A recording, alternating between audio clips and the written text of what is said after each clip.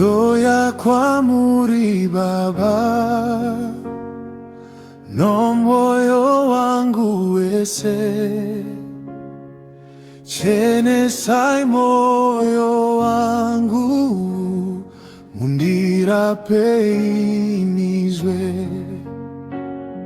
Ndakaitazwa kaipa, kuvanhu vose pasi, zvitadzo zvangu Mwari, zvawanda sejecharo.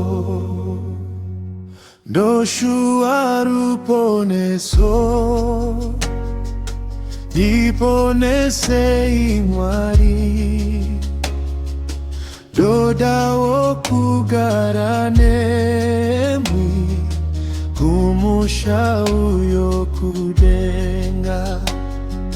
Ndakaita zvakaipa, kuvanhu vose pasi, zvitadzo zvangu Mwari, zvawanda sejecharo.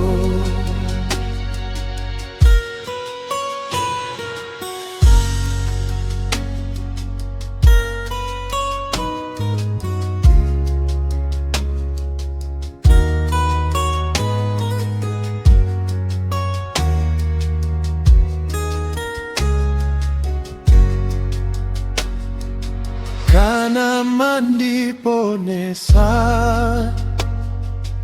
dafa kuzvivi zvangu, mandipa upenyu tsva, nemitogara nekusina peri.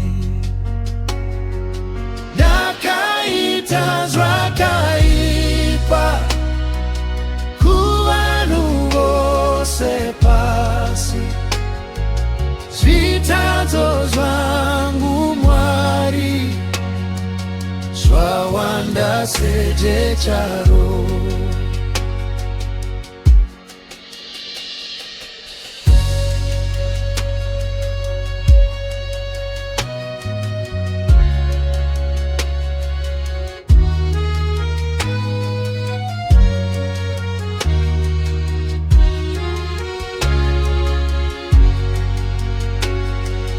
Ndakaita zvakaipa, kuvanhu vose pasi, zvitadzo zvangu Mwari, zvawanda sejecharo.